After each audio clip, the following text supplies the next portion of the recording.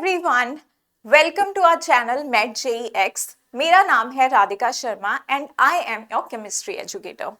सो इस वीडियो में बेटा मैं आप लोगों के साथ डिस्कस करने जा रही हूँ एक जनरल टॉपिक, लेकिन बहुत ही ज़्यादा इम्पॉर्टेंट। अभी मुझे पता है आप किसी भी कोचिंग में हो या कहीं पे भी आप स्टडी कर रहे हो, बहुत सारे बच्चों को ये चैलेंज होता होगा कि उनके मार्क्स जो हैं वो कहीं ना कहीं केमिस्ट्री में 40-50 यहीं स्टक कर रहे हैं और लेट्स से 60। बट इतने से हमारी बात नहीं बनने वाली एग्जाम में। तो आज मैं इस वीडियो में आप लोगों के लिए लेकर आई हूं ऐसे इंपॉर्टेंट टॉपिक्स जहां से नीट एग्जाम में हर साल क्वेश्चन पूछा जाता है। अगर आप ये टॉपिक्स को बहुत अच्छे से करोगे सो आई गारंटी कि आप लोगों के 150 प्लस मार्क्स जरूर आएंगे। बट प्रैक्टिस तो हर चीज में करना पड़ेगा, आपको टाइम देना पड़ेगा।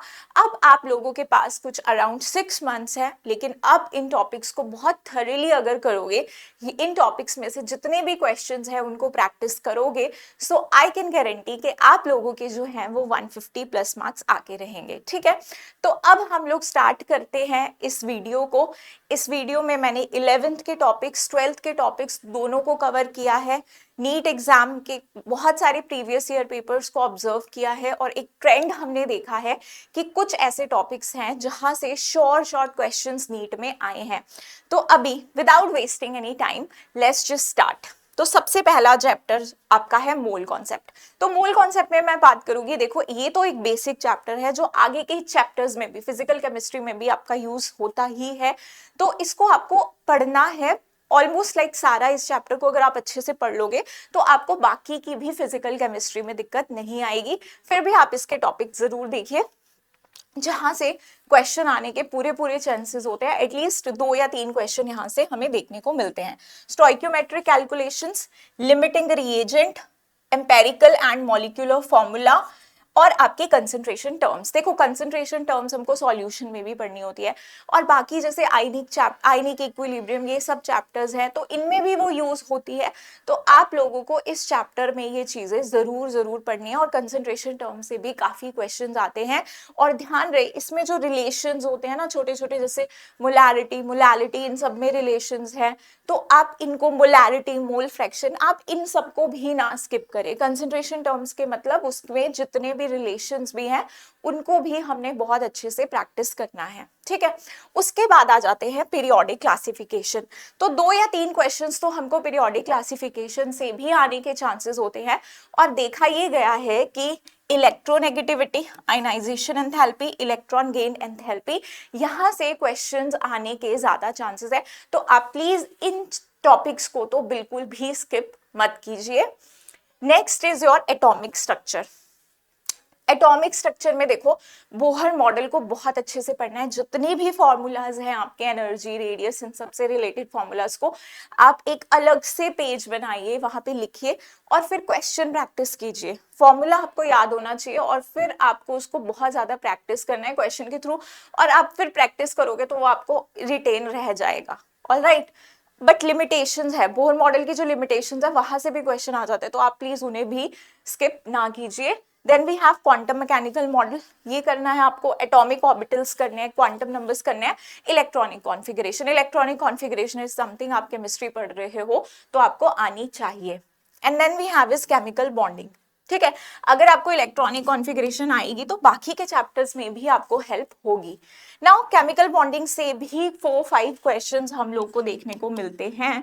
सो बड़ा चैप्टर है और टॉपिक्स इसमें जो हैं जहां से क्वेश्चन बहुत ज्यादा गारंटेड क्वेश्चंस होते हैं हमको मिलते हैं, वो टॉपिक्स हैं जैसे कि बॉन्डिंग होगी, आयनिक बॉन्ड्स हो गए, कोवेलेंट बॉन्ड्स हो गए, इनको आपको स्टडी करना है। Molecular orbital theory very important, इतना ज्यादा टफ नहीं है। आप एक बार अगर आपको 2 डायग्राम्स अच्छे से वाला विदाउट एसपी मिक्सिंग वाला और आप लोग को वो रिटेन है प्रॉपर, तो आप इजीली यहाँ से क्वेश्चन जो भी bond order related, bond strength related, bond stability related यहाँ से क्वेश्चन पूछे जाएंगे, आप इजीली कर लोगे। Then we have is VSEPR theory. VSEPR theory आपको बहुत अच्छे से आनी चाहिए। हाइब्रिडाइजेशन निकालना बहुत अच्छे से, सबको प्रैक्टिस हाइब्रिडाइजेशन निकालने की होनी चाहिए। ठीक है, ज्योमेट्री पूछी जाती है, ये सब चीजें हम लोगों को यहाँ से VSEPR थ्योरी और हाइब्रिडाइजेशन से हम लोगों को आती है हर साल, जैसे आइसोस्ट्रक्चरल कंपाउंड्स या ये हाइब्रिडाइजेशन इन कंपाउंड्स की क्या होगी, ऐसे ऐसे क्वेश्चंस देखने को मिलते हैं। तो प्लीज आप ये दो टॉपिक्स को प्लीज स्किप ना कीजिए, very very important in chemical bonding. Next we have is thermodynamics. तो थर्मोडाइनमिक्स की अगर मैं बात करूँ तो ऑलमोस्ट ये तो सारा चैप्टर ही इंपॉर्टेंट है एक तरह से, तो but still you can't skip these topics जो मैंने यहाँ पर लिखे हैं, that is first and second law, enthalpies. ये देखो थर्मोकेमिस्ट्री का पार्ट है, हम इसको एक ही टॉपिक में लेके चल रहे हैं, thermodynamics. You have to calculate enthalpy of combustion, formation, neutralisation and reactions. आपको बॉन्ड एनर्जी का डेटा दिया होता है, वहां से आपको ये चीजें कैलकुलेट करनी होती है। तो आपको ये कैलकुलेशंस ऐसे न्यूमेरिकल्स की बहुत ज्यादा प्रैक्टिस करनी है। Then we have is entropy and Gibbs free energy, spontaneity of reactions. So all of this, spontaneity में भी क्वेश्चंस बहुत देखे गए हैं नीट में। Now we have is GOC. ठीक है, अब देखो जीओसी का क्या है कि जीओसी से भी आपको 2 या 3 क्वेश्चंस तो मिलेंगे, बट आप लोग को जीओसी वैसे भी करना होता है, बिकॉज अगर आप जीओसी नहीं करोगे तो आप एक तरह से ये सोच लो कि फिर आपकी पूरी की पूरी ऑर्गेनिक केमिस्ट्री जो है वो प्रिपेयर्ड नहीं है। ठीक है, तो ये एक ऐसे टॉपिक्स हैं, जनरल टॉपिक्स होते हैं जो हम लोगों को आने ही चाहिए। तो इनको आप थोड़ा सा टाइम डिवोट कर दो तो एटलीस्ट आपकी जो 12th की भी ऑर्गेनिक है ना वो आपको अच्छी लगने लगेगी। सो जीओसी में मैं आपको टॉपिक्स बता देती हूँ, लेकिन जीओसी को ना सब बच्चे बहुत अच्छे से और बहुत समझ के पढ़े, बहुत ही बेसिक और इम्पॉर्टेंट टॉपिक है ऑर्गेनिक का। सो इस पे थोड़ा सा टाइम अगर आप डिवोट कर दोगे तो आपके लिए हेल्पफुल होगा। अभी भी अगर आप 6 मंथ्स में जो भी आपने अपने टॉपिक्स को टाइम देना है, जिस बच्चे की जीओसी वीक है वो थोड़ा सा टाइम एक्स्ट्रा दे देगा तो उसके लिए बाकी की चीजें इजी हो जाएंगी। ठीक है, सो जीओसी में बेटा देखो आपको क्या क्या करना है, resonance, hyper conjugation, aromaticity, carbocation and carbanion, stability, बहुत बार स्टेबिलिटीज के क्वेश्चन आते हैं। अब ये रीअरेंजमेंट कार्बोकेटाइन की देखो, तो बाकी के आप रिएक्शंस पढ़ते हो SN1, SN2, E1, E2 ये सब, तो यहाँ पे भी क्या होता है ना कि आपको इन सब चीजों में ये चीजें काम आती है। जैसे आप SN1 रिएक्शन ही पढ़ रहे हो तो इंटरमीडिएट बन रहा है कार्बोकेटाइन, तो वो रीअरेंजमेंट भी करेगा। तो आपको अगर ये चीजें आती होगी तो आपके लिए वो वाले टॉपिक्स भी इजी हो जाएंगे। ठीक है, तो इनको आप प्लीज जीओसी में अच्छे से कवर करो। उसके बाद हमारे पास है इक्विलिब्रियम। इक्विलिब्रियम में हम लोग केमिकल आयनिक के टॉपिक्स को साथ में देख रहे हैं। वी हैव कैरेक्टरिस्टिक्स ऑफ के equilibrium, Kp and Kc calculations. देखो केपी एंड केसी में तुमने एक रिलेशन पढ़ा होगा, अब उससे रिलेटेड ना बहुत सारे क्वेश्चंस प्रैक्टिस कर लो, क्योंकि हमेशा उस रिलेशन से क्वेश्चन देखा गया है। केमिकल इक्विलिब्रियम में केपी केसी वाला relation is very very important. Then we have Le Chatelier principle. PH calculations ionic equilibrium का पार्ट है, बहुत ज्यादा इंपॉर्टेंट है। बफर्स पढ़ने हैं, उसमें सॉल्युबिलिटी प्रोडक्ट को तो कोई बच्चा स्किप नहीं करेगा। अगर आप सोच रहे हो कि मुझे आयनिक तो बिल्कुल ही नहीं आ रहा है इस पॉइंट ऑफ टाइम पे, अगर कोई बच्चा ऐसा है तो वो देखो कोई बहुत ज्यादा लिंक्ड नहीं है सॉल्युबिलिटी प्रोडक्ट की, आपको पूरा आयनिक आएगा तभी आप उसके क्वेश्चन कर पाओगे। पीछे कुछ 4-5 सालों से ना बार बार सॉल्युबिलिटी प्रोडक्ट पे क्वेश्चन आ रहा है, तो आप लोग एक काम करो कि इसके एक बार थोड़े से छोटे छोटे से फॉर्मूलाज है उनको देखो एंड उससे रिलेटेड आप क्वेश्चन प्रैक्टिस करो। बहुत ईजी टॉपिक है और इस साल भी क्वेश्चन आ गया तो आप लोगों को आराम से मतलब फ्री के मार्क्स है एक तरह से। Alright, then we have is your hydrocarbon. Hydrocarbon में देखो एल्केन्स तो पढ़ना है और इसमें भी जो इसके केमिकल रिएक्शन, इसके कैरेक्टरिस्टिक रिएक्शंस हैं, हेलो ठीक है, उसको बहुत अच्छे से करके जाएंगे। एल्केन्स एक तरह से देखो सारा इंपॉर्टेंट है, उसके केमिकल रिएक्शंस जितने भी हैं सारे बहुत ज्यादा इंपॉर्टेंट है। एडिशन रिएक्शंस हो गए, तो ये एल्कीन्स वाले पार्ट को बहुत अच्छे से पढ़ो, एल्काइंस पढ़ो। और देखो मार्कोनिकोव्स और एंटी मार्कोनिकोव्स रूल को मत छोड़ो, यहाँ इस पार्ट से क्वेश्चन पूछे जाने के बहुत ज्यादा चांसेस होते हैं। ठीक है, तो इन टॉपिक को बहुत अच्छे से कर लेना, Markovnikov's and anti Markovnikov's. So next we have is purification and qualitative and quantitative analysis। तो देखो again it's a theoretic topic, आप एक बार रीड कर लोगे इनको, जो मैंने यहाँ पे टॉपिक्स लिखे हैं, chromatography, distillation, Dumas method, जेलाल method. अगर आप इसको रीड कर लोगे और होता है ना कि कुछ ऐसे टॉपिक्स होते हैं जहाँ पे हम लोग को रिटेन करना होता है तो हम भूलने लगते हैं। तो एक काम किया करो, एक हफ्ते बाद फिर से रीड कर लिया करो ताकि हम लोग को वो चीज़ें रिटेन रहे। तो थोड़े से ये कुछ थ्योरेटिक टॉपिक्स हैं, अगर आप इनको पढ़ के जाओगे तो हो सकता है कि आप लोगों के जो होते हैं ना कि मार्क्स बहुत इजीली अचीव होने वाले मार्क्स, वो आपको यहाँ से मिल जाएंगे। 2 या 3 क्वेश्चन यहाँ से भी देखने मिलते हैं हमको नीट एग्जाम में। So don't skip this topic. Alright, solution. अब आ जाते हैं क्लास 12th पे। सॉल्यूशन में आपको क्या करना है, ideal, non ideal solutions, colligative properties, ये हमको जरूर पढ़ के जानी है। And then we have is electrochemistry. Again electrochemistry is very very important topic, इसको आप स्किप नहीं करोगे। एटलीस्ट जो टॉपिक्स मैंने लिखे हैं उनको आप स्किप नहीं करोगे, यहाँ से भी 3 या 4 क्वेश्चन आने के चांसेस होते हैं। So we have Nernst equation, electrolysis and its product, Kohlrausch law, oxidation state and redox. देखो ये रिडॉक्स का भी पार्ट है, मैंने इलेक्ट्रोकेमिस्ट्री में लिख दिया, अलग से रिडॉक्स की हेडिंग नहीं बनाई। तो यहाँ पे ऑक्सीडेशन स्टेट, ये सब आपको इलेक्ट्रोकेमिस्ट्री के लिए भी बेसिक्स आने चाहिए रिडॉक्स के। तो ऑक्सीडेशन स्टेट हर बच्चे को निकालने आनी चाहिए, रिडॉक्स टाइट्रेशन आनी चाहिए। तो ये वाला पार्ट भी आप कवर कर लीजिएगा।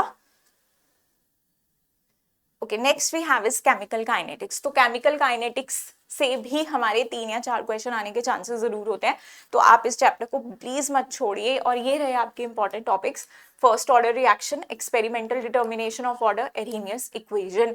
न्यूमेरिकल्स पे बहुत ज्यादा फोकस करना है, प्रैक्टिस जितना करोगे उतना आपको ये टॉपिक आएगा। फिजिकल केमिस्ट्री में प्रैक्टिस न्यूमेरिकल्स की आप ज्यादा रखेंगे इस पॉइंट ऑफ टाइम पे। Then we have is biomolecules. Biomolecules में बहुत अच्छे से आपको थ्योरी रीड करनी होती है, और एनसीईआरटी, सिर्फ एनसीईआरटी। और क्या क्या टॉपिक आपको बहुत अच्छे से प्रिपेयर करने हैं, glucose, fructose, sucrose, lactose, maltose, alpha amino acid, peptide bond, polypeptide, denaturation of proteins. तो ये सारे टॉपिक एनसीईआरटी से रीड करोगे, उससे बाहर से कोई टॉपिक आपको रीड करने की जरूरत नहीं है। Then we have is d and f block. D and f block में क्या क्या टॉपिक इंपॉर्टेंट है, फर्स्ट रो ट्रांजिशन एलिमेंट्स का, ionisation energy, oxidation state, magnetic properties. 2 compound बहुत ज्यादा इंपॉर्टेंट है जो आप स्किप नहीं करोगे, दैट इज K2Cr2O7, KMnO4, इनका प्रेपरेशन, इनकी प्रॉपर्टीज एंड लेंथेनॉइड कॉन्ट्रैक्शन आपको पढ़ के जाना है। Then we have is coordination chemistry, again very very important topic. यहाँ से देखो 3 ऐसे टॉपिक्स हैं जो आप बिल्कुल भी स्किप नहीं करके जाओगे, वो है valence bond theory, CFT crystal field theory and your isomerism. ये हर बच्चा करके जाएगा कोऑर्डिनेशन में से। Then we have is d and f हो चुका है, ये फिर से आ गया, haloalkanes and haloarenes. Haloalkanes और हेलो एरीन्स देखो, तो ऑल नेम रिएक्शन मैंने लिखा है, तो ऑल नेम रिएक्शन का मतलब सिर्फ यही नहीं है कि आप हेलो एल्केन्स और हेलो एरीन्स। एनसीईआरटी में बेटा जितने भी नेम रिएक्शंस हैं आप उनको बहुत अच्छे से प्रैक्टिस करो, आप उनकी लिख के प्रैक्टिस करो, आप उनको ऐसा क्या करो कि 5-6 दिन बाद फिर से देखो क्या हम भूल तो नहीं रहे हैं। तो एक बार केमिस्ट्री को जरूर, जो भी आप नोट्स बना रहे हो ना इस वक्त, अपने शॉर्ट नोट्स बना रहे हो, उनको बार बार से रिवाइज किया करो। तो नेमिंग रिएक्शंस को एक जगह, सारे नेमिंग रिएक्शंस को लिख लो, सिर्फ उतने रिएक्शंस को जो हमको एनसीईआरटी में गिवन है, कहीं बाहर से इधर उधर से लिखने की जरूरत नहीं है। एनसीईआरटी में जितने रिएक्शन दिए हैं, जितना उनके बारे में दिया है उतना आप करोगे, जिसका मैकेनिज्म दिया है उसका करोगे, जिसका नहीं दिया है उसका नहीं करोगे। ठीक है, तो इतना काम आप प्लीज जरूर करो, ये सबके लिए, this is common for the whole organic chemistry. Now next is nucleophilic substitution. Haloalkanes haloarenes में ये आपके nucleophilic substitution reactions are very very important, SN1 and SN2, SN1 and SN2 reactions. या आप please NCERT से read करो, इनसे related आप question जरूर प्रैक्टिस करो, पक्का यहाँ से कोई ना कोई क्वेश्चन आता है हर साल नीट एग्जाम में। Then we have is elimination reactions, again very very important, तो आप ये वाला पार्ट प्लीज यहाँ से कवर करो। Biomolecules, biomolecules I think we have covered, right. Next is alcohol, phenol and ethers. Alcohol, phenol and ethers में properties of alcohols and phenols ये आपको पढ़नी है। Williamson synthesis is very very important, ये पढ़ना है। रिएक्शंस लाइक डिहाइड्रेशन, तो इतना आप एल्कोहल, फिनॉल, ईथर से जरूर करके जाइए। Next is aldehyde ketones and carboxylic acid. इस चैप्टर में से देखो, मैंने वैसे तो बोला है कि सारे नेम रिएक्शन, लेकिन आप इन रिएक्शंस पे ज्यादा फोकस कर लो। ये कैनिज़ारो एल्डोल कंडेंसेशन, ये बहुत इंपॉर्टेंट है, यहाँ से हर साल नीट में क्वेश्चन पूछा जाता है, तो इन दो रिएक्शंस को बहुत अच्छे से प्रिपेयर करना है हर एक बच्चे को। Next we have is acidity of carboxylic acids, ठीक है, एसिडिक स्ट्रेंथ पे क्वेश्चंस आते हैं, तो इनको बहुत अच्छे से आप प्रिपेयर कर लो। जीओसी में भी ये चीज आपकी एक तरह से प्रिपेयर हो जाती है, यहाँ पे दोबारा से आती है, आप इसको फिर से करोगे इस चैप्टर में भी, ताकि आपकी प्रैक्टिस बहुत अच्छे से हो। Then we have is amines. Amines में भी बेसिसिटी ऑफ एमीन्स, तो यहाँ पे भी आपके जीओसी के कॉन्सेप्ट हर जगह ही लगेंगे, तो मैं इसीलिए आपको मैंने बोला था कि 11th की ऑर्गेनिक को आप प्लीज स्ट्रॉन्ग कर लो, ताकि 12th में आपके लिए इजी हो जाएं चीजें। So now we have is amines, basicity of amines, ये टॉपिक जरूर करना है, बेसिक स्ट्रेंथ का आपको ऑर्डर लगाने के लिए आता है नीट एग्जाम में। Then your diazonium salts and their importance, ये टॉपिक आप एमीन से जरूर करके जाना। Okay, so that's all. इतने टॉपिक्स हैं 11th के 12th के, मैंने आपको कंबाइंड, कुछ टॉपिक्स हो सकता है इसमें मैंने नहीं बोले हो, लेकिन हम लोगों ने अब जितना भी हमारे पास टाइम है, तो एटलीस्ट जितने टॉपिक्स, कुछ मैंने आपको 55-60 अराउंड टॉपिक बता दिए हैं।